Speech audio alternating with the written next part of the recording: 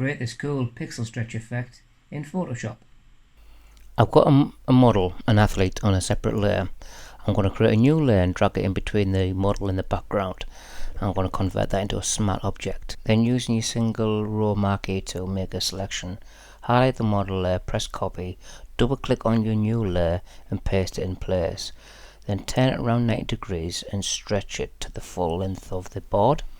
And then go to Filter, Distort and Polar Coordinates. And then click OK. Save that and go back to your original document. And then with that circle, you can move it around to wherever you want. I'm just going to position that little line you can see behind the model.